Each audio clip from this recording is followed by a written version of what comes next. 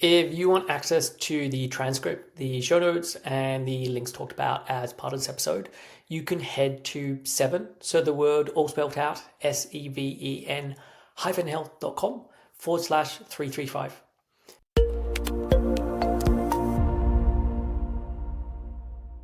Hey everyone, welcome back to another episode of Real Health Radio. I'm your host, Chris Sandel. I'm a nutritionist and a coach and an eating disorder expert, and I help people to fully recover. So before we get on with today's episode, I have an announcement that I'm currently taking on new clients. If you are living with an eating disorder, and it doesn't matter whether this has been going on for a year or multiple decades, I truly believe that you can fully recover. And this is what I work on with clients. I've been seeing clients for 15 plus years now, and I'm very good at what I do and helping people to reach that place of full recovery. And so if you would like to have that occur for you, even if it feels like this is something that is so far in the distance, or this feels like it's something for other people but not really for me, I'm not sure if I can get there. If there's a part of you that does want to reach this place of full recovery and is interested in finding out more, then please get in contact. You can send an email to info@7-health.com, and if you put coaching in the subject line, and then I can send the details over to you. So on with today's show, and today's episode is a guest episode, and my guest is Vinny Welsby. So Vinny Welsby, they, them, is a fat activist and diversity, equity, and inclusion leader. They are a world-leading expert on dismantling anti-fat bias and diet culture, a TEDx speaker, podcast host, and best-selling author. Vinny is trans non-binary and is dedicated to shifting how society views fat and queer bodies through education and compassion. When Vinny isn't talking about DEI stuff, they love snuggling with their dog, cross-stitching swear words, and singing in a pop choir. So this is the second time of Vinny appearing on the show. There was the first episode was back in 2020. We talk about this in the early part of the conversation, but back in 2020, it's episode 217, and it's under their dead name Victoria.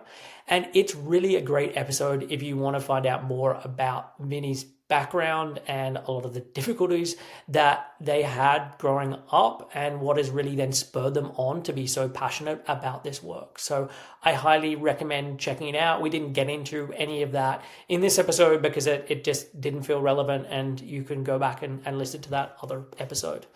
And this episode is really about a piece of research that Vinny has done looking at fat people's experiences in healthcare. And so this was a survey that's been done, and then collating all the information as part of it. And I know you may be listening to this, and if you are living in a smaller body, you may be thinking, but this thing's not really applicable to me. This one's not really relevant. Maybe I'll just skip over this episode. And I would push back on that and say that this applies to everyone, and everybody should know about it. And as part of this, we talk about the findings that Vinny has as part of this report, looking at the statistics, but we actually then go into the story behind these statistics, because it really is about the humans who are telling these stories. And as part of this, we go off on lots of different tangents, but I think it all comes back to this bit of research and really how people who are in larger bodies are treated in society, and with a lot of this conversation being focused around how they are treated within healthcare and the care that they receive. And so we look at the different harms that are caused as part of this, and how things should could and should be done differently. And I will put a link in the show notes to this report, so that if you're interested in going through it and learning more, then I highly suggest doing so. So rather than me spending any more time on this intro, let's get on with the show. Here is my conversation with Vinny Welsby. Hey Vinny, welcome back to Real Health Radio. It's lovely to see you on the show today. Hello, Chris. I'm so excited to be here. And you told me before that it's been 5 years, so it's about time. Yes. Well, in prep for this, I went back through, and it was October 2020 that the episode came out. I can't remember what the lead time was in terms of after recording, but yeah, it's a little less than 5 years, which kind of boggles my mind a little bit because it doesn't actually feel like it's been that long in the whole scheme of things. But yeah, No. here we are. Yeah, I know. I think like, oh, how long have I been doing this work? And then when I realize it's like 10, 11 years, I'm like, it's not possible. It is not humanly possible because it feels like 2 years or something. Yes. Yeah. Well, the podcast, I mean, Hmm. this podcast is now 10 years old, which Never. also blows my mind a little bit. So, Wow. So you time. must have been one of the first podcasts out there Uh, I wouldn't on say this stuff, one of the first, but yeah, I would on this, definitely yeah, on the, earlier than the average podcaster. Yes. yeah, smarty pants. You know what to do, didn't you? You're smarty. I got lucky. There are lots of things I Yeah. probably did that I've stopped doing, and this is Yeah. one of the ones that I've sustained. Yeah. Well, I'm happy to be back. Thank you for having Yes, me. definitely. And so, look, what we're going to talk a lot about today is that there's the study that you have done and the results as part of that study. I think is really fascinating. I think it's sort of a real gut punch to actually read so many of the stories connected to it and people's experiences. But I also think it's a really important thing for us to be talking about. So that's going to be most of what we're going to cover. But I guess people might not know you. People may not have been tuning in 5 years ago. So, just as a starting point, do you want to give listeners a bit of background on who you are, what you do, what you've done, all of those kind of things? Yeah, so my name's Vinny Welsby. My pronouns are they, them. I'm a British Irish person living in Canada, in case you were curious about where my accent's from. I help people unlearn anti-fatness. So I have two companies. One is Fierce Fatty, which is where you may know me on the internet, fierce.fatty on Instagram, where I post silly stuff and also very serious, important stuff alongside it, Yeah. helping folks unlearn that anti-fat bias side. And then the other side of my business is weight inclusive consulting, which is where I do corporate work. I go in and train organizations, healthcare places about how to make the workplace, make healthcare better for people in bigger bodies. Yeah, it's my dream job. Love doing it. And that's about it. Okay. When did that start? Because yeah, my recollection from the last time we chatted, and I said before we hit record, like I haven't gone back and listened, so I can't remember everything that was said as part of that. But my recollection at that time was that it was much more of the one-on-one stuff that you were doing, or a lot more of the the body image or body love or healing from dieting type work versus Yeah. doing the corporate stuff. Yeah. So in 2023 is when I started weight inclusive consulting. Because you know what, the way that I looked at it is that we can help people unlearn their own stuff, but if they're engaging in healthcare and they're going to work and they're being treated like shit, then it's kind of hard sometimes to overcome your own anti-fat bias when Yeah. everyone around you is talking shit about fat people and body diversity and stuff. So yeah. Okay, nice. And did you have a background in research, or it was more just like a passion project of like, no, I need to get into businesses and get the word out? Yeah, so I had been in corporate recruitment and HR for 9 years previous to running my own business. And then I was also an adjunct professor at sort of School of Business, UBC, here in Vancouver, which is a big university. Anyway, and then I'd also been a DEI, diversity, equity, inclusion senior consultant doing that stuff. So it kind of all manifested together to Yeah. being, this perfect thing for me to do with my experience. Okay, nice. And what was there sort of something that sort of brought all of this to a head in, I think you said in 2023, was there an experience that you're like, right, I need to do this? I wonder, was there? Was there? I don't think there was. You know what? I first started approaching organizations as Fierce Fatty Consulting. And if anyone looks at my page, it's very like fun and bright and exciting. And I feel like organizations were like, oh my God, this is too scary and they Yeah. look too weird.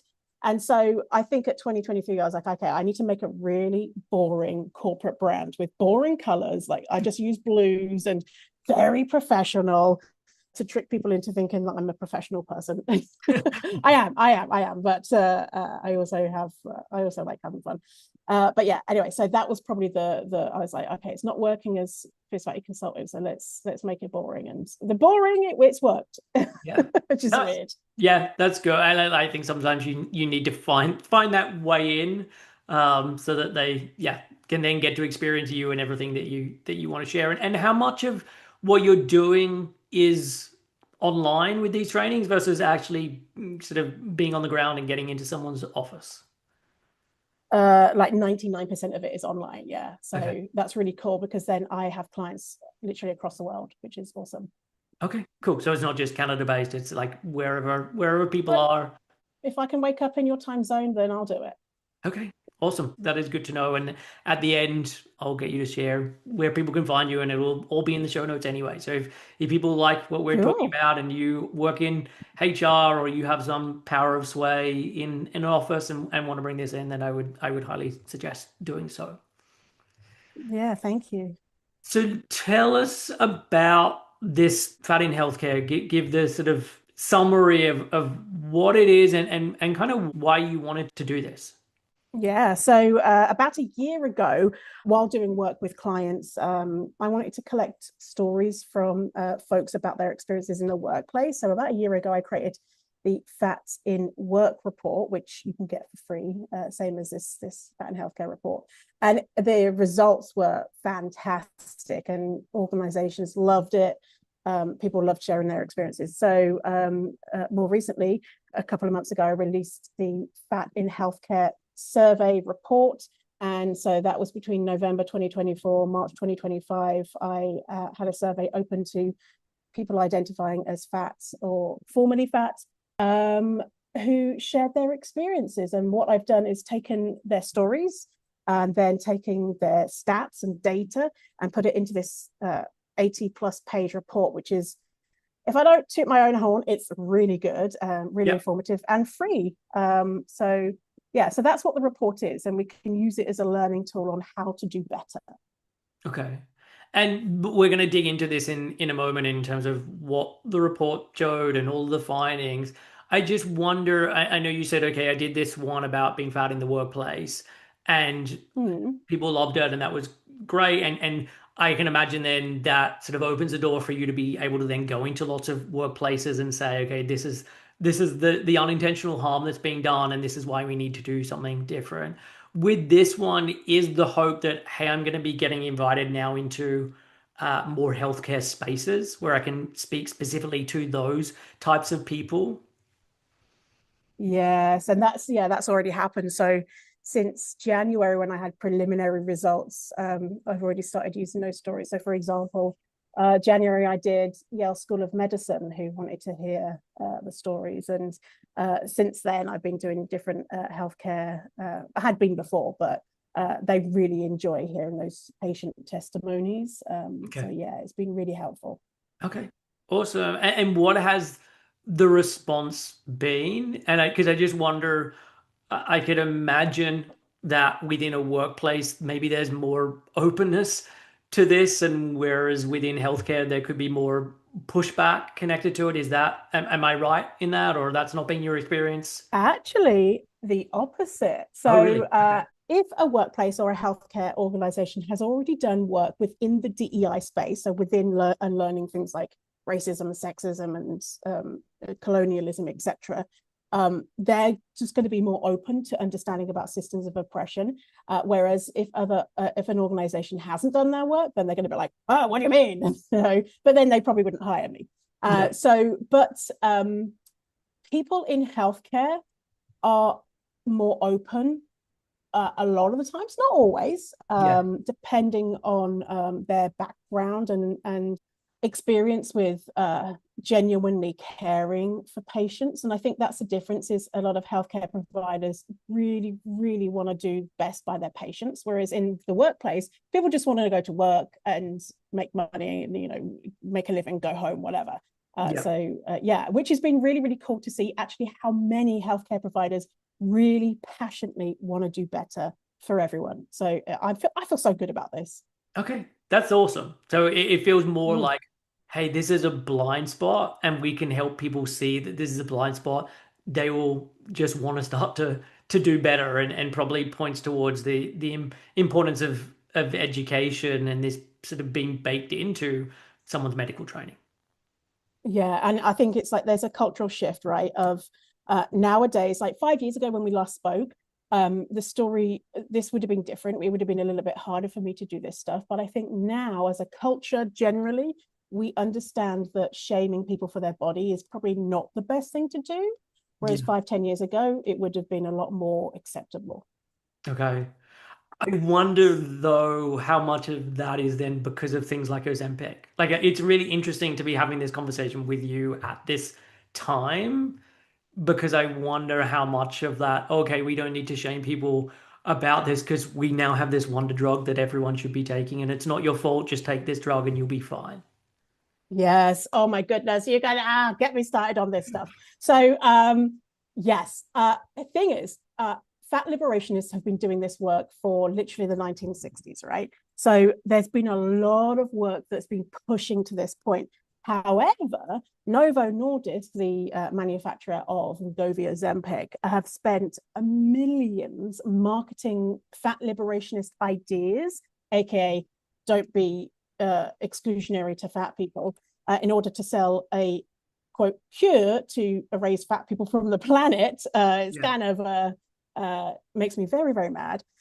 So yes, I wonder how much people have seen that messaging. And I think that is in addition to the work that fat liberationists have been doing for decades. Yeah. It's not that I don't disagree that that's happened. It's Oh just yeah. interesting that there's this more openness at the same time that Yeah. there's this other thing that is going on where Yeah. like Yeah. Weight Watchers or WW or whatever it was before then files for bankruptcy because actually people are just going about this in some other way, and that some other way is like just Mm. medication.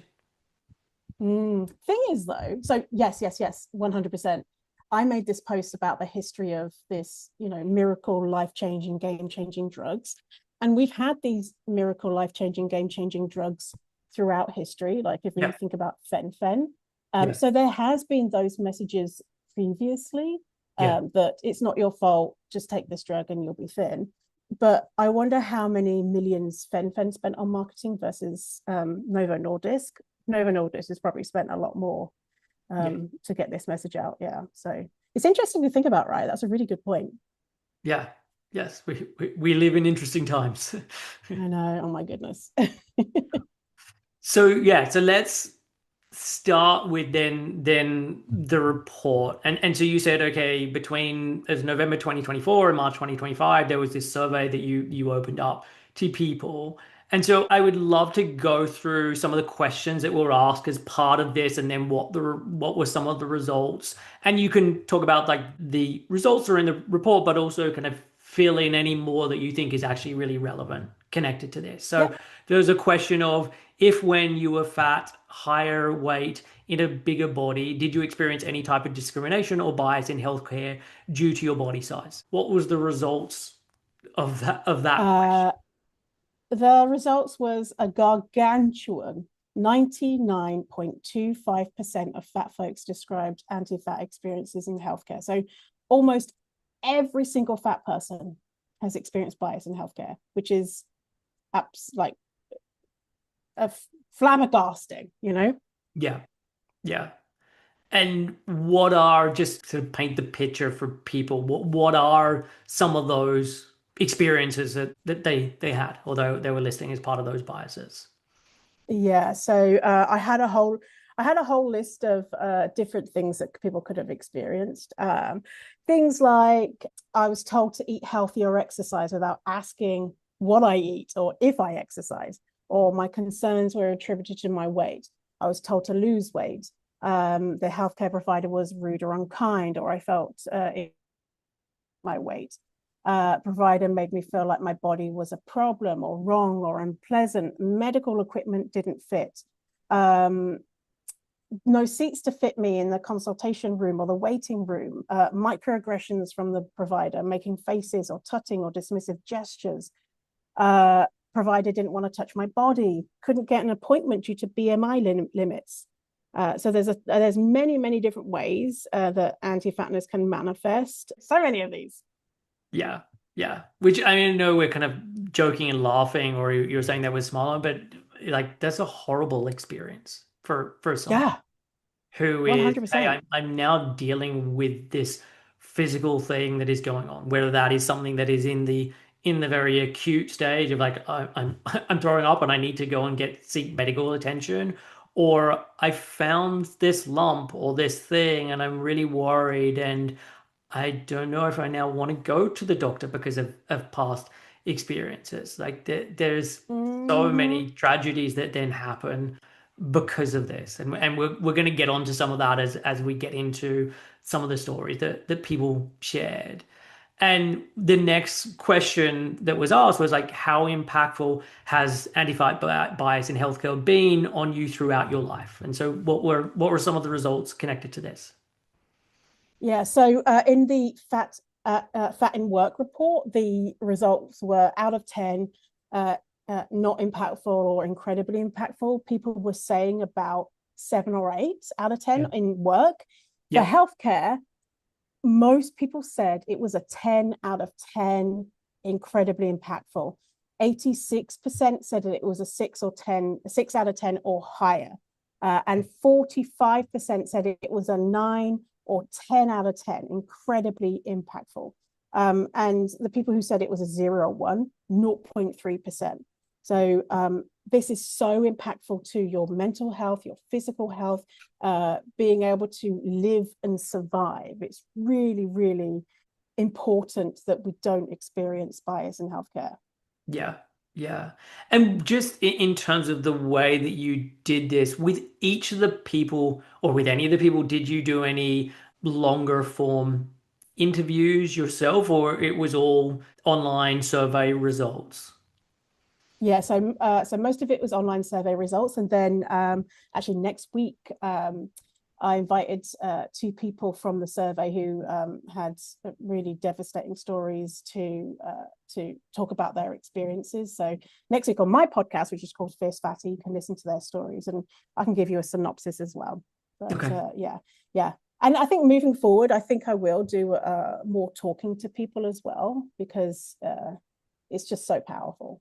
Yes, for sure. And it's like when I read through, it's not like people weren't able to share things that happened to them, and it's not that the quotes that you got weren't really like powerful and specific about those different things that happened. So it's not like, oh, I feel like you've missed out on all of this Mm. stuff. It would just add another layer to this. Yeah, and that's the thing is I wanted to make get little snippets of stories so that it was really easy for us to consume. I'm Yes. ADHD, so I like that type of thing. But so when I talked to the 2 people that I spoke to, that we couldn't get in the report because it was, we just wanted little snippets. So yeah, I think there's a power in both of them. Oh, for sure. And my assumption was that that snippet that you're getting, if someone has been in a larger body for, let's say, the entirety of their life, like this is just like one thing after another, after another, after another. Oh, Like, oh my goodness, yeah. and that you only got one of those things from that person because that was what they thought of in that moment when they were filling out that paragraph, but that's not the entirety of the Yes, experience. exactly. Yeah, you're absolutely right. Then the next question was, does body size impact the amount of harm caused by anti-fat bias in healthcare? So what were the results with this one? Yeah, so not surprising, but people with the biggest bodies experienced the most bias. And then we also looked at other identity factors. So things like if someone is racialized, if someone is an immigrant, if they're poor, if they're gender diverse, or etc. And what we found was the impact of anti-fat bias on different groups. The people who were the most affected, were the most impacted, large or super fat people. So those are the people who are the biggest bodies. Next, we have immigrants. Next, we have racialized people, and then we have disabled and lower socioeconomic status people. So if we think about it intersectionally, that no one person has just one identity, right? None of us are just in a smaller body or a bigger body. And so the impact is exacerbated if you are living in these other identities. Imagine if someone who is a large fat person who's also racialized and disabled, the absolute horror show that engaging with healthcare, what it could look like. So Yeah. that's what we found. Okay. And I also, I mean, I was talking to you about this before we hit record, and I think this hits and affects everybody. And so with so many people I work with, I'm working with people who are living with eating disorders, have been living with these eating disorders often for many decades. And the way that this bias then impacts them is that stuff that should be picked up on gets missed. And so Yeah. someone is exercising and exercising compulsively, and this is a real struggle for them. And they are able to recognize like this is impacting the quality of their life. It's not enjoyable, it's not even healthy for them. And they are able to recognize that, or at least have moments of that clarity or awareness. And then they go and see a doctor or someone within the medical field who's like, oh my God, I wish more of my clients could be like you. I just wish Oh, that they would be able to yeah. just go and do the exercise in the way that you're able to do it. Like it's so wonderful to be able to have a conversation with someone like yourself who just clearly cares Yeah. about their health and is just really dedicated with their exercise. And this happens Yeah. like in so many different ways of oh we don't understand why you're not getting your period. Like it just doesn't make sense. You eat so healthily, you're doing all this exercise. It doesn't make sense that someone like you would have osteoporosis. No, it's definitely not about the amount of exercise you're doing or the things that you're eating. Like all of these things, we have then biases of you look a certain way, so you must be healthy. Like this can't possibly be a Yes. problem. And yes, if you take Yeah. it too far and you now end up in this stereotype of what we think of as having an eating disorder, like, okay, now you need to stop doing that thing. Like you've obviously taken this way too far. But for everyone else Hmm. who isn't falling outside of that bell curve of where we think problems lie, it's no, this I don't like head scratching. I don't understand why you're dealing with this problem, but just carry on doing the food and lifestyle stuff that you're currently doing because that's obviously not it. Hmm.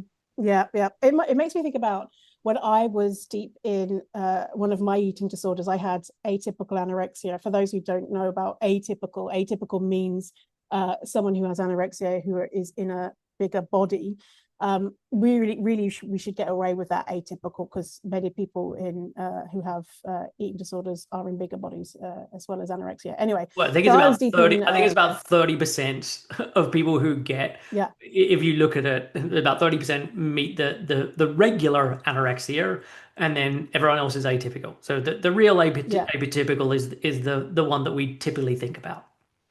Yeah. So it's just it's silly. So anyway, Yeah. so I was in eating disorder and went to the doctor and had lost weight, and the doctor was just like, oh my god, what are you doing? Tell me everything. You look amazing. This is exactly just what you said. And I didn't know at the time that I was in an eating disorder, and I was just like, oh, this is great. This is the first time I've been praised by my doctor. And so what did I do? I doubled down on my behavior. Yeah. And the maybe we're not taken seriously as you're not sick enough unless you present exactly like you say, on the end of the bell curve, which is really harmful because then we can internalize that saying, well, I'm not really that sick Yeah. because I'm still in a bigger body. But fat people die from eating disorders all the time. Yeah. Yeah. I mean, So yeah. all people die from eating disorders all the time. And so why are Yeah. we only concerned about the people who match some stereotype? And it also then affects treatment of people who are then in Mm. these bodies because people are like, well, it's not that bad anymore. Like you've obviously reached nutritional Yes. rehabilitation. Like this is as good as it's going to get. We're just going to have to learn to cope with these kinds of thoughts that are coming up. Like it's got nothing to do with the body that you're in. Like it's all of these things that then really gaslight someone. And if the choice is I'm going to live with this eating disorder hell, and I can do this in a larger body or in a smaller body, like the eating disorder very easily convinces you, let's do this in a smaller body. And so Hmm. this is just how damaging it can be because I speak to clients who are I'm having a client who comes to mind who I was working with who was also working with the NHS and the NHS was telling her, look, you're in such a good spot now. It's so Oh, wonderful and all of this, and she's like, I'm not. Like this isn't like yeah. you're what you're seeing and what you're assuming is incorrect. Yes. Yes. It's always like, let's just restore weight and then problem solved. Like, Yeah. no big deal. You're cured. Yes. And no, no, Yeah. Well, not let's true. restore weight up until the BMI of 17 and a half. Yes. And then we're good from here. Yeah. Oh, oh. And then imagine like if you are lucky enough to, I say lucky enough, but if you are able to access care and you're in a bigger body, then you're fed less as well. And so comparing yourself to folks who you perceive really unwell, and I don't deserve this because I'm too big, is Yeah. what I've heard from people, Yeah, for sure. And I which think is that there's so much of the narrative of like, we don't want to turn you into a binge eater, which is already yeah, there even for someone who is in the smaller body of, okay, we got to make sure that that's not happens for you. I mean, that's going to be even bigger of a concern for someone who's already in a larger body because that's yeah.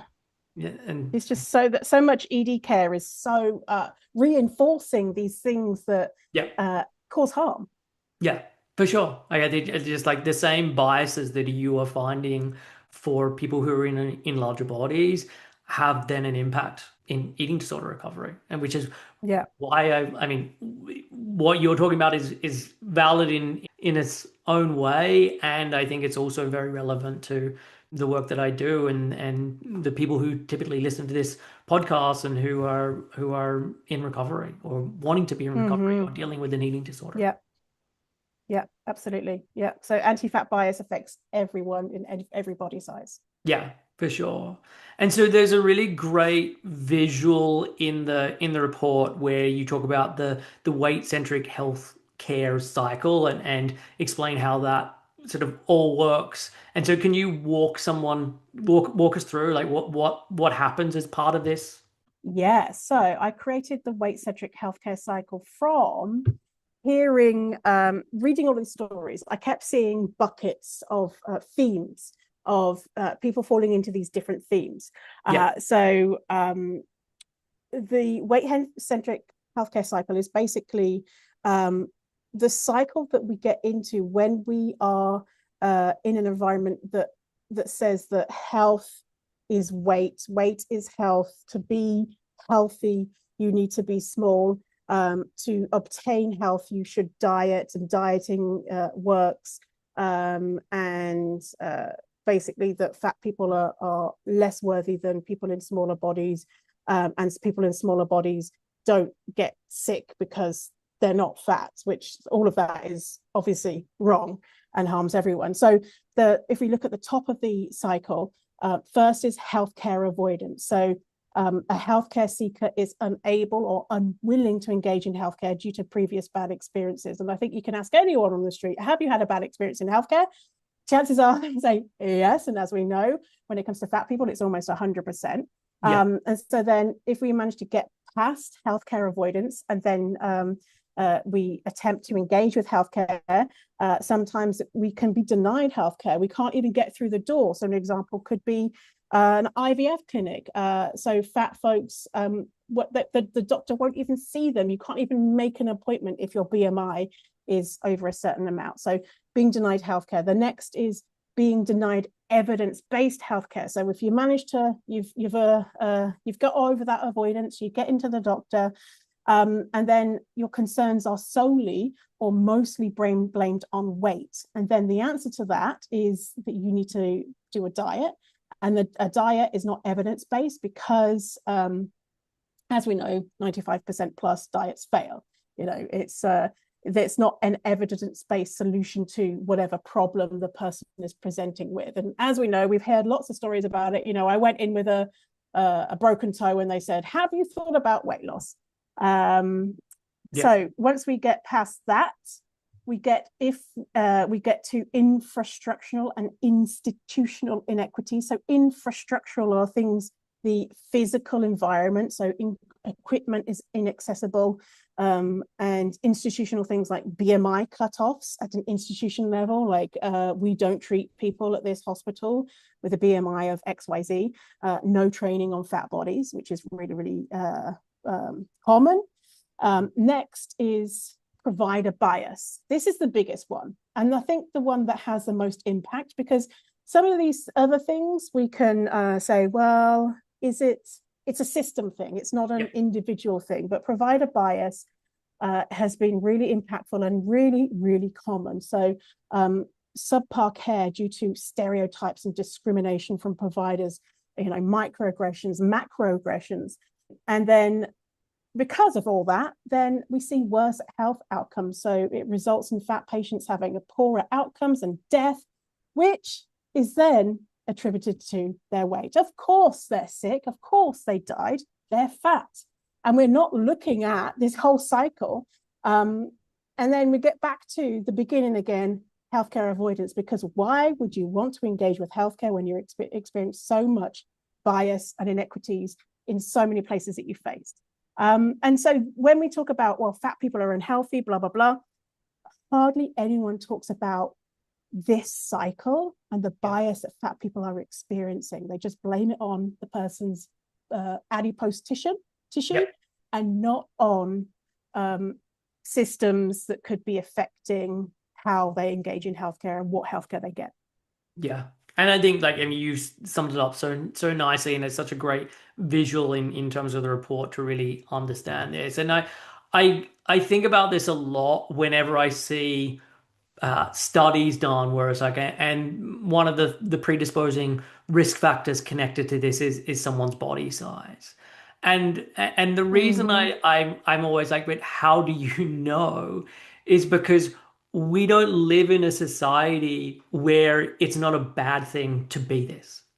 And there's so much stress that then happens to have this identity, to have this body, to have this thing that then has a knock-on effect in terms of blood pressure, cardiovascular workings, like all of these systems within the body are then impacted upon by living in a society that then thinks about bodies in this way. So it's really hard to say, okay, this is because of the physical component of having this body size versus, well, how do we not know it's just about the society that we live in? And it's not that I don't think someone's body size can have an impact on their health. Like, it could. I'm not against that. It's just we don't really know how much of an impact that has because we don't have a control where we get to say, okay, what happens when we remove this as a variable? I don't know a place in the world where this variable is successfully removed so that we can see, okay, what it's like. Yeah, exactly. Yeah, 100%. And you think about something like type 2 diabetes and the idea of, oh, we all know that type 2 diabetes is something that fat people get and it's a fat problem, and the assumption that it's because you eat too much or whatever. And then we peel back the layers of, but what's really going on? Is it just fat people that get type 2 diabetes? Is it that fat people are being screened more and that straight size people don't get that opportunity to be screened for type 2 diabetes? Is it that type 2 diabetes is a genetic condition and that weight gain is a side effect of that condition? Or is it not? And so we just don't have these studies to looking at that. Instead, it's just a black and white fat people have type 2 diabetes, therefore fatness causes type 2 diabetes, without doing this extra exploration. But people are starting to do that work. And the other thing you mentioned about the impact of stress on the body, there's a study out there that shows it doesn't matter your body size. If you perceive yourself to be in a bigger body, even if you're straight sized, if you have seen anti-fat bias, you can internalize that anti-fat bias and have the same stress response as someone who is in a bigger body. Yes. So it doesn't matter your size.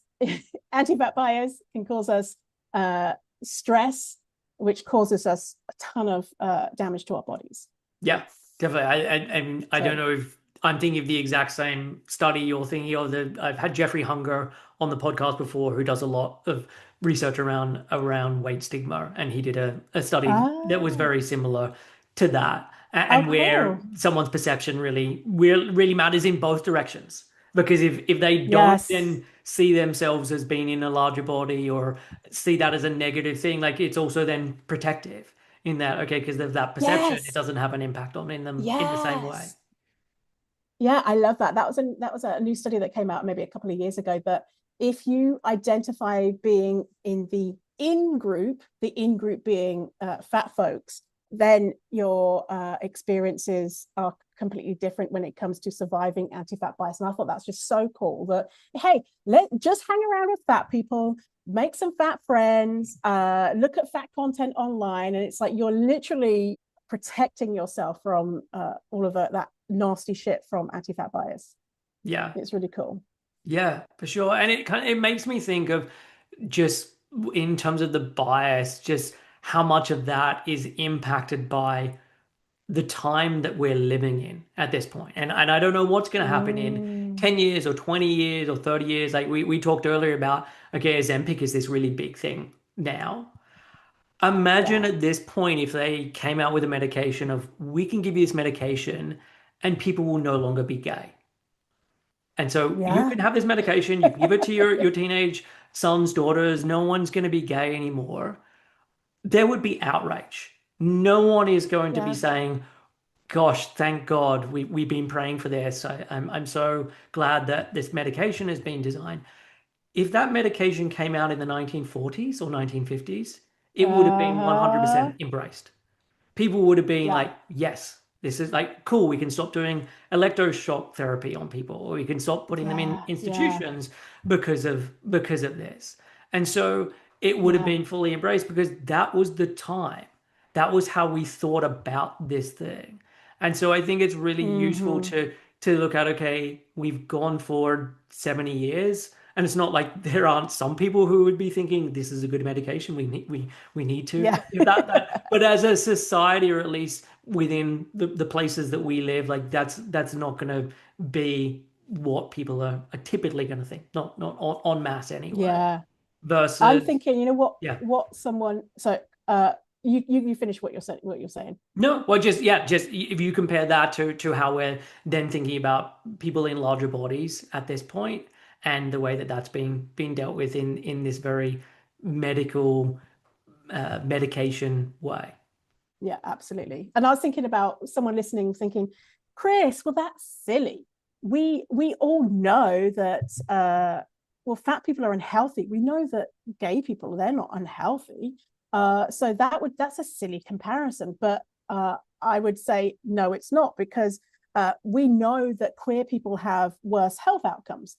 Yeah. And we know why is because of homophobia, right? And so it's really simple in our minds. Like, obviously, queer people have worse health outcomes, not always, but as a trend.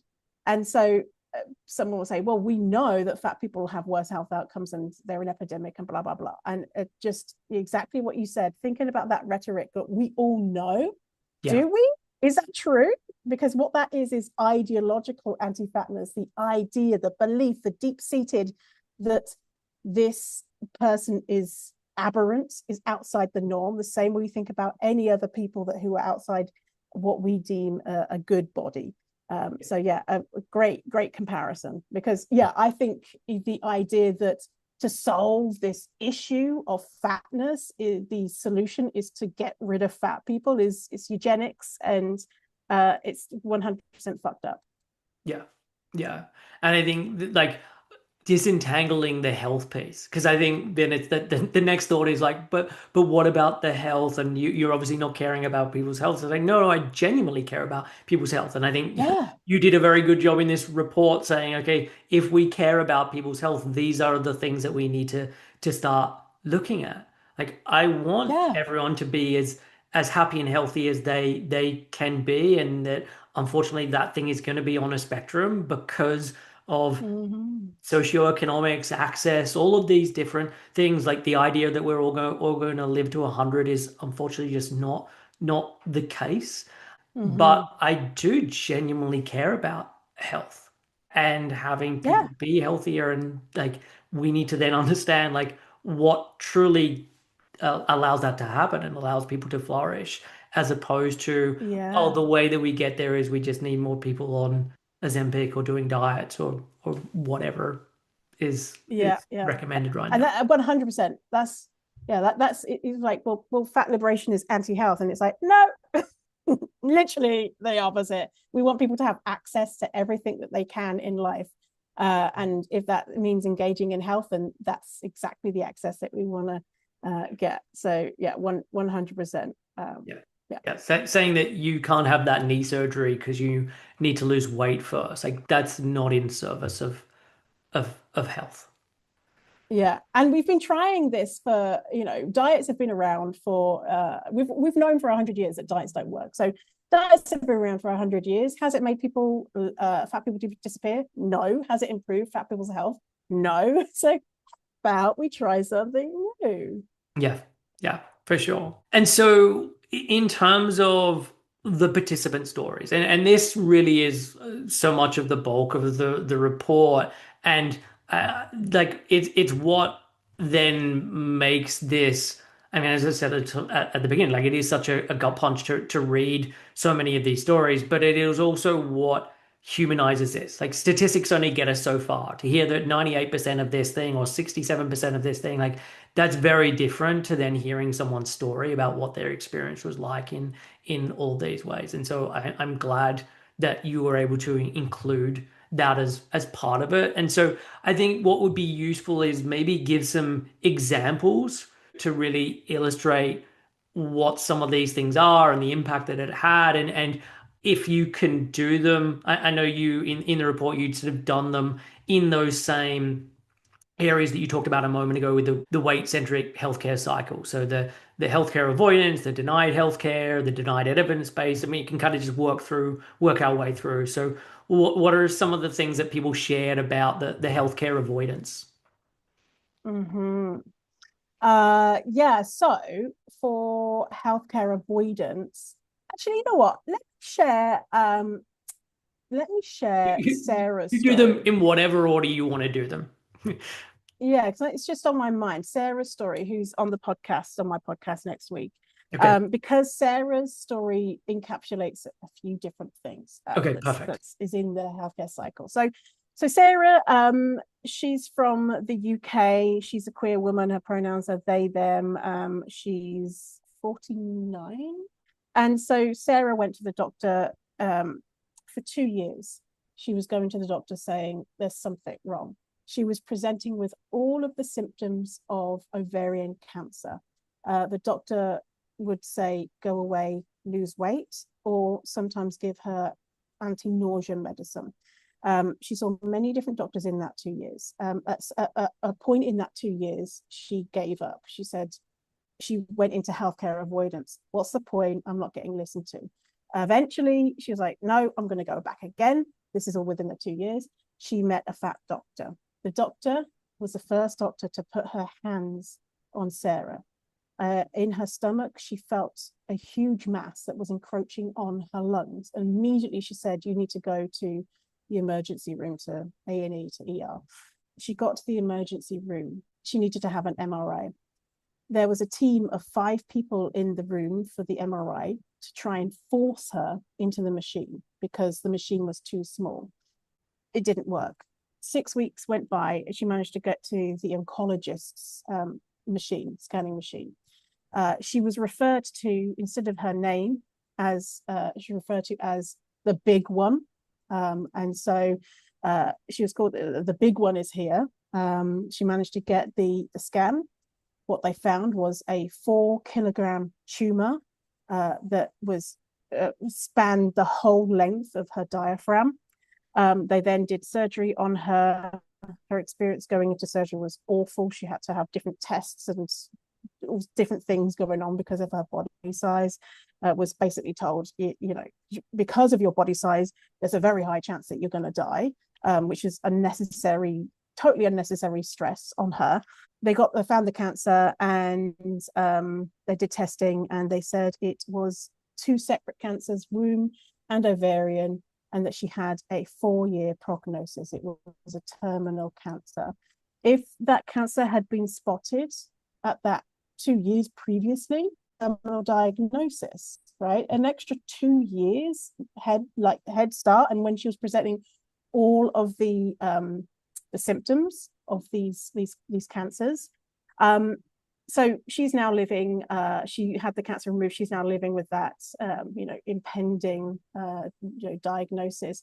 Most recently, she went to her oncologist, her cancer doctor, because she was experiencing these new symptoms, which could mean that the cancer was progressing. So she had blood tests. She went to see the doctor. The doctor, before she even looked at anything, said to Sarah, "Have you considered weight loss surgery? Because I can refer you to weight loss surgery." And at that point, Sarah was like, I've had enough. Am I dying? Tell me the results of those blood tests. So she told the doctor off, rightly so. So that's where we're at with Sarah. It's just a horrific indignity after indignity, maybe avoidable diagnosis if any doctor up until that 2-year point had listened to what she was saying instead of just seeing her body size as the problem. Oh man, that's horrible story. Mm-hmm. You said that like she had all the symptoms of this. So was she aware? Like had she been doing the Googling and thought, hang on, I think this is what is going on and what I have? She was beginning to get a bit clued in. Okay. But also she had a little bit of that internalized anti-fat bias because the tumor was approaching her lungs. She had short breath. Okay. And so there was a little bit of maybe, so yeah. But by the end she was like, no, this is wrong. Oh God. As you say, like just indignity after indignity, and for someone who is now being given this terminal diagnosis to then go and try and find out more information about, okay, I'm feeling like there's these maybe other symptoms that are coming up. At that point, again, for someone to say, hey, have you thought about weight loss surgery? It's just like, I don't understand. It's unbelievable, isn't it? It's like, Yeah. imagine if we were in the room with Sarah. It's like flip a table moment. Like, what the fuck are you doing? Yeah. It's horrific. Yeah. And like, what's Sarah going to do? Spend the rest of her years like go into a huge major surgery to do this thing where she won't be able to eat the right amount to keep herself alive? Like, what? Yeah. Yeah, it's really, really makes me angry. Yeah. How is she dealing with all of this? Because I mean, it makes you angry. It makes me Oh yeah, angry. Like how is she coping? she is a superstar. She is actually talking to healthcare providers, oncologists, and sharing her story. She made it into, in the UK, they have National Portrait of the Year. So her image and her story is in the National Portrait of the Year for 2025. Wow. So she is advocating. She is like, I don't want anyone else to experience this. So she's doing her best to get this story out there. Awesome. I mean, like Yeah. So if she's a there rock can star. be some silver lining that comes out of this, like that's amazing. Yeah. Yeah. Yeah. Yeah. Yeah. So yeah, and she's got support in the UK too. So yeah, she's doing okay. Okay. Nice. Any other stories that you want to you want to share? I mean, I think that really illustrates things. But yeah, any others that come to mind in terms of like a Yeah. So if we go over just like a few of them in regards to how they go with the healthcare cycle. So one of the first stories here is someone says, I'd rather have things go wrong than go to the doctor. My medical anxiety has gotten so bad that I truly feel unable to care for myself in the way of seeing physicians. My last appointment put me in tears of panic and anxiety because my anxiety was so high that I couldn't remember my own medical history, and the doctor was in no way supportive. I haven't been back to the doctor since, despite knowing I need to have things addressed. I'd rather have things go wrong than go to the doctor. And I think that that's a really common experience for many people, is to just can't cope because you know the harm you're going to experience when you go to the doctor. To lose weight in order to get gender affirming surgery, which triggered my eating disorder. When telling the doctor that I lost X amount, they then said, okay, lose more because no one wants to be as big as you. So, you know, thinking about things intersectionally, thinking about how this affects fat trans people. yeah. I mean that comment, like it's like something that would be in a bad movie where like Yeah, it sounds so sort of villainous, if that's even a yeah, word. Like there's like horrible doctor that then says these things, and you're like, oh my God, like this, why yeah, would like you this can't say be that? real. Yeah, it can't be Like no real. one, yeah, no one in real life would say that. Denied evidence-based healthcare. So here's a story. I injured my knee, and after a month of PT and an MRI, the doctor refused to continue treating me, wouldn't read my MRI, wouldn't renew the PT order until I lost weight, couldn't tell me how to lose weight when I could barely walk from pain, also couldn't tell me how much weight loss would make me worthy of medical treatment, refused to issue paperwork for a temporary disabled parking pass because it wouldn't be fair. Just eye rolling, eye Yeah. rolling. A story about infrastructural and institutional barriers. Going into an office where the scale doesn't reach higher numbers, cuffs are too small, blood pressure cuffs, doctors assuming I have diabetes or other diseases, being told if I've considered bariatric surgery or pills before asking about my eating habits. She was saying, well, you know, where we would take people who the scales didn't go high, they would take them down to the loading bay. So where cargo this is in the hospital, the biggest hospital in Vancouver, Yeah. in a huge city, in they're taking human beings down to the loading bay. Like, how dehumanizing is that? Machine. This isn't something new. Like Yeah, we've had people in bigger bodies for quite a while that it's like just make the machine bigger. I don't understand why that wouldn't just be the standard thing to do. Of okay, cool. yeah. People come in these sizes, great. Let's make a machine that's big enough to fit all of these people. Yeah, it's just bananas. One person was sharing their story about how their mum and grandmother had breast cancer, and they were at really high risk of getting breast cancer, so they had to have annual screenings. But the machine didn't fit, and so they are not able to get those annual screenings. They just have to go for a different type of screening, which is not as thorough, because there's nowhere in their area to Yeah. get a screening. Yeah. Like, what? At some point, said like we figured out how to do surgery inside a woman's womb on a baby that hasn't even been born. Like we can figure this other Yeah. thing out. Like we don't like our responses are like, you know what? They're too small. Can't be bothered with this. Let's wait till they get bigger and then Yeah. we'll start doing the surgery. Yeah. Not rocket science. Like, Yeah. just put it bigger, you know? Yeah. Oh my goodness. Do you Yes. want to hear a couple of Yeah. stories Yeah. about Yeah. Yeah. provider bias? Yeah. Keep going. Uh, Doctor called me ignorant for rejecting her pressure to get gastric bypass, made an appointment without my consent for a consult at a weight loss surgery. She told me that she disagreed with the surgery on principle because it is based on punishment, but some people need to be punished. At the time, I was seeking assistance with lymphedema, which is not correlated by diet, exercise, or weight loss surgery, or corrected by diet, exercise, or weight loss surgery. During the surgeon called me good ham material.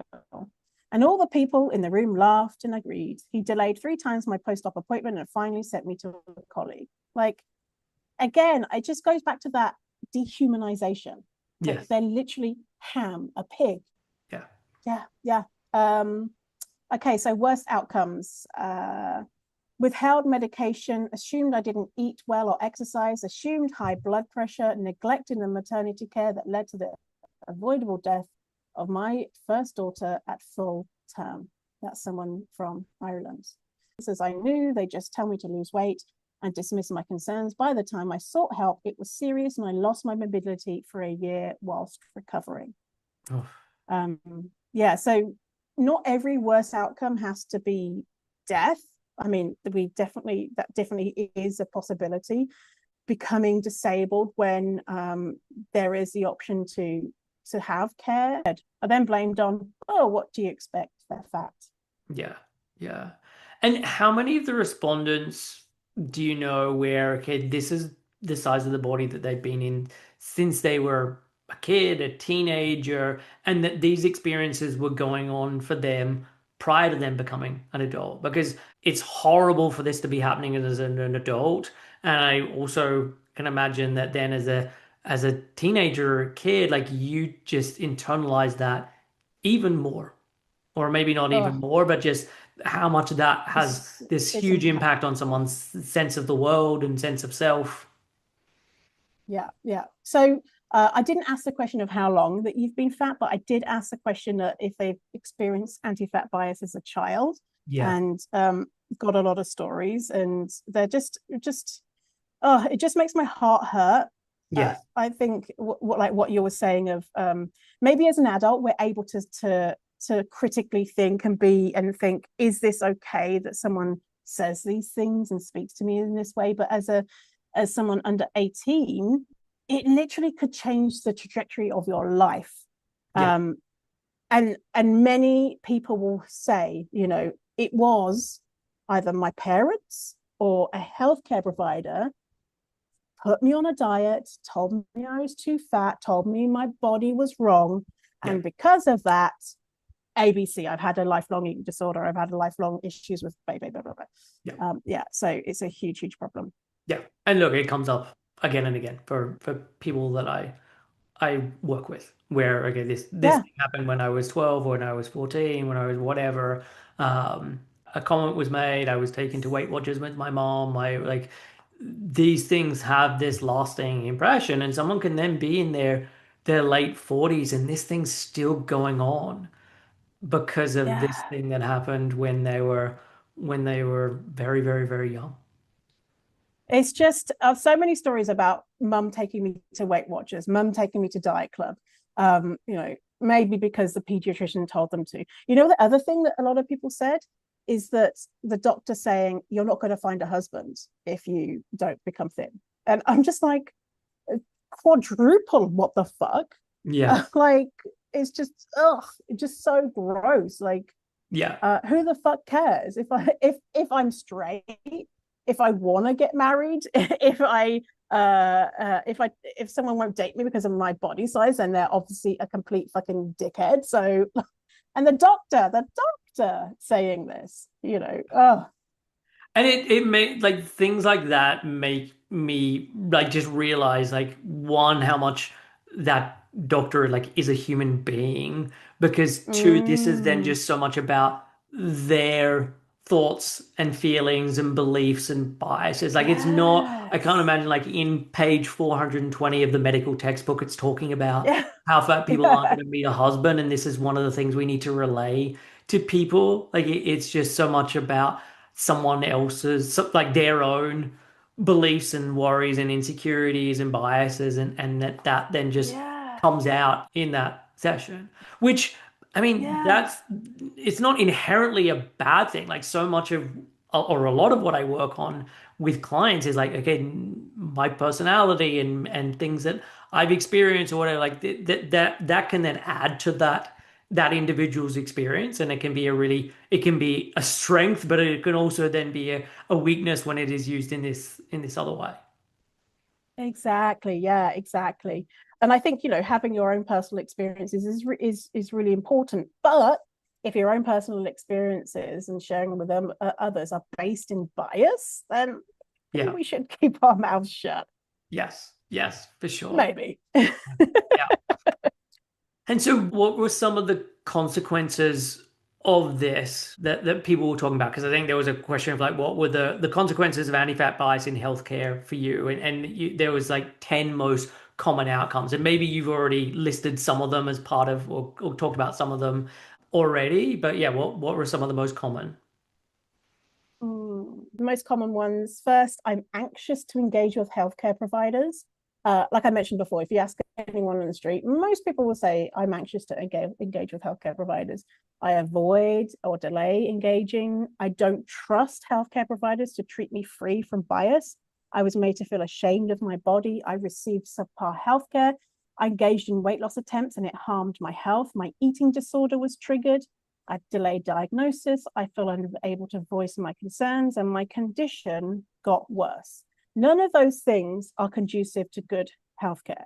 Yeah. And you know what? The number one thing that stood out for me, and I keep saying it, is how does it feel to experience that? And subhuman was one of the things that really stood out to me. And on the flip side, how would it feel if you experienced weight neutral care? Human. I would feel like an actual human. So the bar is so low on how we can do better of, just not talking about weight as it's a issue. Yeah. Yeah, because I think even people were, I think when as part of the report, people didn't even, it wasn't even like I want it to be inclusive. I just want neutrality. Yeah. Yeah. Yeah. People were like, I don't fat positive, weight inclusive. I'm not even hoping for that. I'm just hoping that they just treat me, and just Yeah. leave me alone. Yeah. But what was really cool that I found out is that when I said, what would it be like to experience that? A number of people said that they have experienced it and, how wonderful it was. So more than I had expected. And there were the good stories. So, we're talking about all of this terrible stuff and, death and all this, but there are many healthcare providers out there who know about all of this bullshit and will not cause harm with their biases. So I Yeah. don't want people to go away and think, oh God, everything's shit, because there is actually a lot of hope. And I Yeah, mean, it it depends is. which country you're based in and what the systems are like, but people are getting better at being able to seek this out. People are getting better, or doctors are getting better, or medical people are getting better at being specific about this is the way that I am. Like I work from a weight inclusive standpoint, or I work from a health at every size standpoint, and that then it allows someone to say, cool, I want to work with that person. And what I would be fascinated about would be to do a proper study with that of like let's take these people who are weight inclusive providers, health at every size providers, etc., and let's see what are the health outcomes versus just a very regular GP practice or a very regular hospital or whatever it may be, and just see what happens. Oh, Because my inkling is yes. at absolute like worst, nothing like no health is worse. It all comes Yeah. out in the wash, and I don't think that's what would actually happen. But I like it's not when people are like, oh gosh, it would be so dangerous to run that as a study. I'm like, no, no, it wouldn't be. Yeah. And I think No, what no. we would see Yeah. is catching things earlier than otherwise is happening. People starting to find ways that do add to the quality of their life or do have a meaningful impact on their health because they're now focusing on other things apart from just dieting or whatever it may be. So yeah, I Mm-hmm. that would be Yeah. a study that would be of a real interest of okay, what does happen? Yeah. Well, we have that. We're not in a health, well, the Lindo Bacon's first study, which was looking at people who were on a diet versus the control group that engaged in health promoting activities. Yeah. And the people who were on a diet, they lost weight a little bit, and then obviously things didn't work out, and then they stopped engaging in the health promoting activities. But the control group wasn't tied to weight loss. Yeah. And I think that's probably what we'll see, is that people engage in health more. Yeah. And anecdotally, so I'm British, Irish, and I moved to Canada 15 years ago. Before I came to Canada, the only medication I took is my inhaler. And I was like, there's nothing wrong with me. And the attitude in the UK is that what I've felt is that you do not go to the doctor unless you are literally dead. Like, you only go when you've died, and then, don't take up too much time. Yeah. So I was really trained in like, don't go to the doctor. In Canada, when I went to the doctor for the first time, they didn't have that same attitude. They were more like, hey, they weren't rushing you out the door. And because of that, I felt safer to go to the doctor. And all of a sudden, turns out I had this whole long list of different conditions that I didn't even know about because I was too scared to engage in healthcare. So my health improved, even though both Canada and UK have the equivalent of the NHS, free healthcare. In fact, Canada is a little bit not as good as the UK. But anyway, because of that shift of perspective, that I feel safe. Yeah. So that's just an anecdotal story. Yeah. But I think it matters because your reason for going to the doctor there becomes like, hey, I want to stay on top of things. I want to check things out. I want to make sure I'm doing the things that are best supportive for my body. And if there are anything that comes up, I want to get it checked out versus things have to be like the building is burning down before I go and get anything checked. And that's a whole different mentality. Yeah. Oh my goodness. Yeah. I'm so thankful for Canada for that, because my health is so much better. And I've been to the dentist in the UK. I hadn't been to the dentist for 10 years. And now I go to the dentist every 6 months. So I have clean teeth. Nice.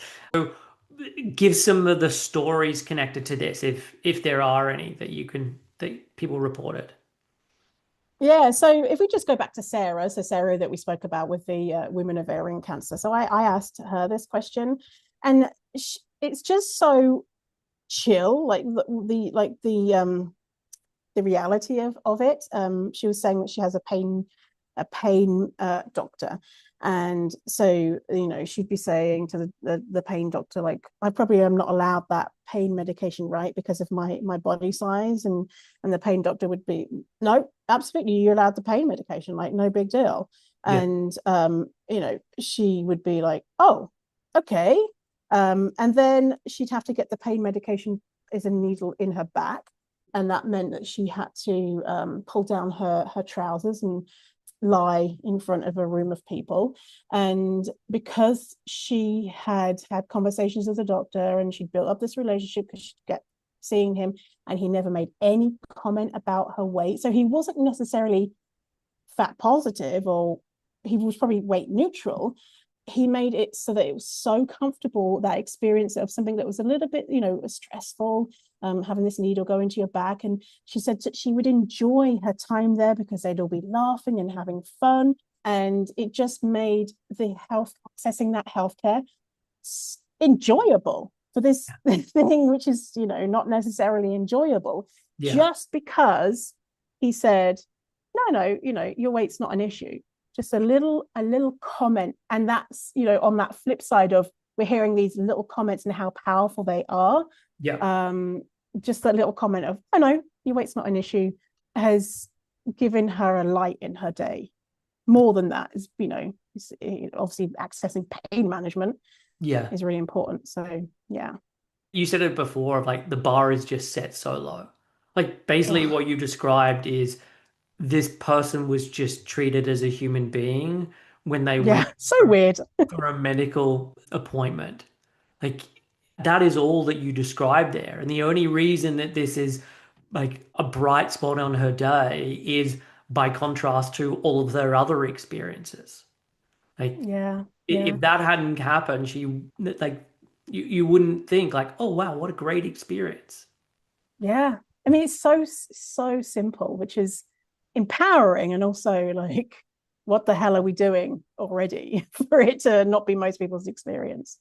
Oh yeah, like we don't worry about weight here, but then they do stuff to say the opposite. So you can be cautious around this stuff if people say they're inclusive, and kind of see what happens. Just Yeah. judge them by the experience. Yes. Yeah, for sure. And so what are you what are the ways then to make healthcare more fat positive, or what are some of the suggestions that you have based on the back of this research? Yeah. So thing is, in diversity, equity, and inclusion world, when an organization is making things better for marginalized groups, pretty much never do they consider fat people. So just considering fat people in that whole process of DEI work. So what that could look like is collecting data on people's body sizes and their experiences, because we don't have that information. This is why people love these surveys that I've done, because we've got this information. What are their experiences? And how can we do better by them, according to them? We desperately need training for healthcare providers. They are hungry for it. Our traditional models of learning in healthcare they're slow to change, unfortunately. So the big institutions, it's probably going to be 10, 20 years before they have robust weight inclusive care models. Yeah. But in individual providers, you can implement this stuff in your work. You can take training, like, if you're an individual provider, you can take like a $97 program from me, or I'm sure you can find other stuff out there too, or you can find free stuff. And so we need to share the knowledge. Yeah. The most basic thing that people have said, patients have said that they need, is really, really basic things: a place to sit, somewhere they can use the washroom, and then if they need to wear clothes, something to wear. Really basic human rights things. How often you walk into a place and notice that the chairs, are any of them wide? Yeah. Do they all have arms? Like in my doctor's office, I can't sit I have to go sit outside waiting for to be called, because they have 20 chairs. Every single one of them is made for people in smaller bodies. They haven't even considered it. And it's not like they're like, I'm gonna fuck with fat people today. They just haven't considered it. Yeah. And why would Yeah, that? and There hasn't been many of them around. yeah, yeah, fat people. No, there's only a couple of us, right? Yeah, so basic things, and that's things like, if you are a provider, you can probably, you might have to pay for it yourself, but get a chair with no arms and that has a higher weight limit, or say, I'm so sorry, we don't have equipment for most human bodies, or for this, this group of people, and it's not acceptable, versus blaming the person for having a bigger body. So the things we need to do: we need to education, we need to information, and we need basic amenities. Like, we're not even going to think about the extra amenities, just basic stuff for now. Yeah. And I wonder if this is starting to turn a tide and things are changing, because I've got a couple of clients or past clients who were studying dietetics at the time of I mean, often having an eating disorder and studying as a dietitian goes hand in hand. But what I was pleasantly surprised about was that how much of the health at every size stuff is then coming into the courses. And that, yes, there can be this real contradictory information where these two things just don't sit together particularly well, but it's getting in there. My feeling is that the same is going to happen here. And I know we've referenced the Ozempic thing, so it seems strange that these things are happening at the same time, but it does feel like, if we fast forward 10 years, 20 years, that there will be this looking back and thinking, my God, like, I thought we were a civilization. How are we still doing this thing? Mm-hmm. One thing is dietitians and the field of dietetics is miles ahead of any other fields. Sure. Dietitians rock. Like there's just really I don't know what it is, like what's happened in the dietetics world, but they're not everyone, obviously. Yeah. But a lot of organizations are I think they're able to be more, what's the word, quick, agile. They're able to be more agile with their course offerings to update this stuff versus the bigger kind of slower moving things. So and I completely agree. I don't have children and I don't want children, so this is a fantasy of one day I'll be talking to my grandchildren who will never exist, but I'll be talking to the kids being like, in my day there was injections to make fat people disappear, and they'll be like, no, and I'll be like, yes, isn't it awful? Yeah, so exactly what you say, like, how can we have treated people like that? Yeah, and it's just interesting because I don't, like, if I went back, I don't know, 10 years ago, I don't know if I would have felt the same way in terms of like, oh, I think we're on the cusp of something here. Whereas I do feel like that is true now, and that things are turning. And I know I could be living in my little social media bubble, but it does feel like it's reached beyond just that. Yeah, 100%. Honestly, yeah, because I've been doing this for 10 years too. And so 10 years ago, the people who I would assume that were left leaning or liberal would be like, yeah, but fat people are unhealthy. Those same people, there's way less of those types of people around. And you know what? I get way less hate online. And before, it used to be a huge problem of people being like, you're a terrible human, you should go, whatever, blah, blah, blah. And I've not received a hate message or comment in like 3 weeks. So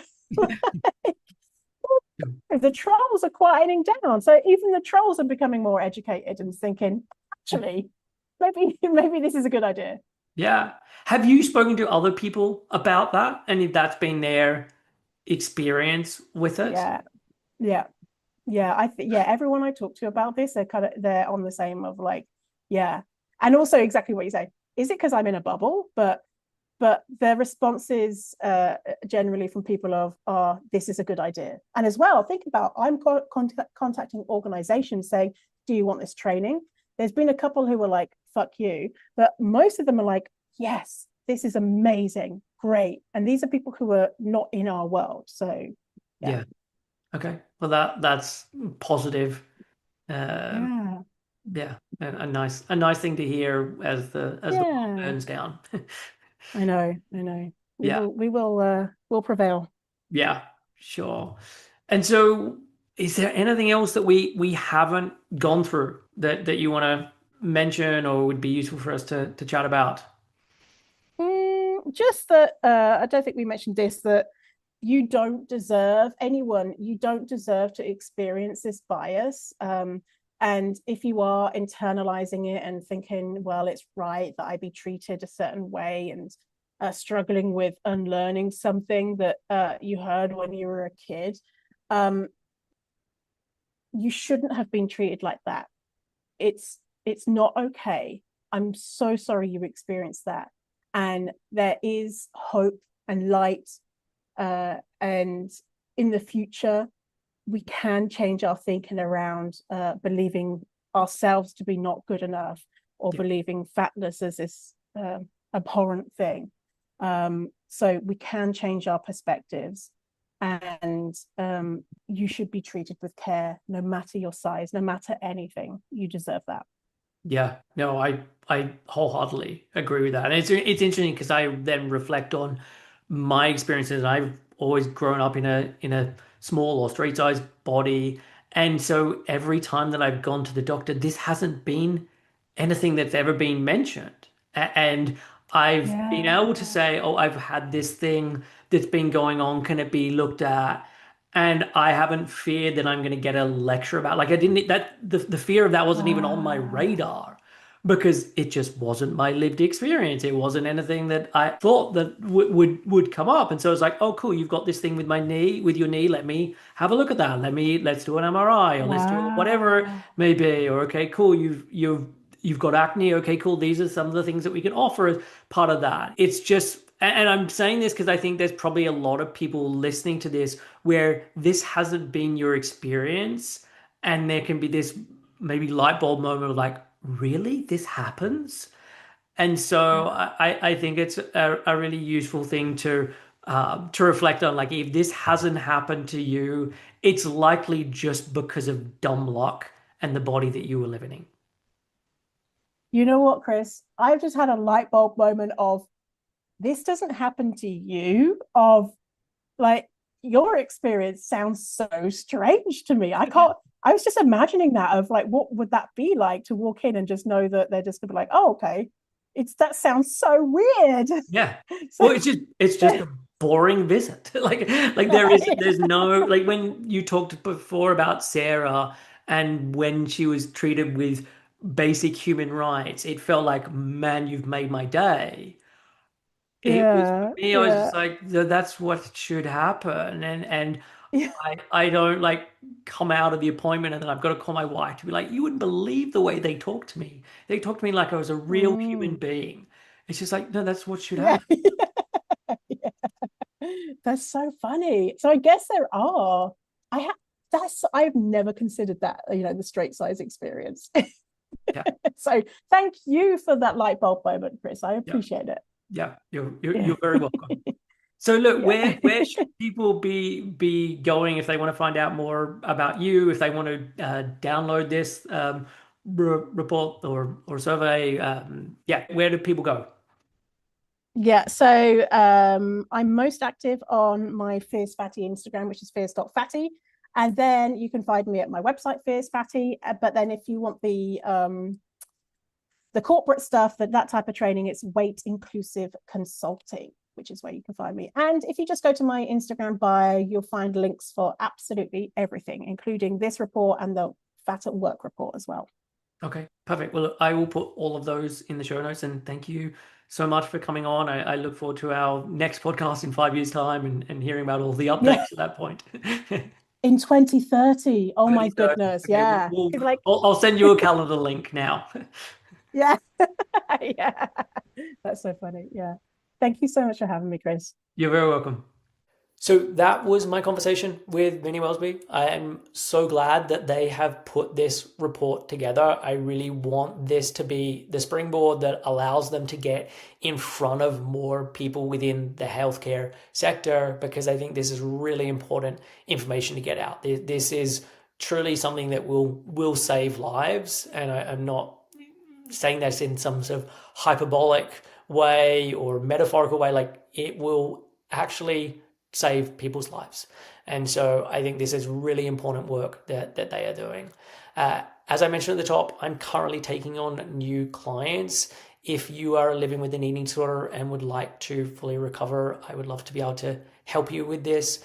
Send an email to info@7-health.com and just put coaching in the subject line and I can send over the details. So that is it for this week's episode. I will be back next week with another new episode. Until then, take care and I will see you soon.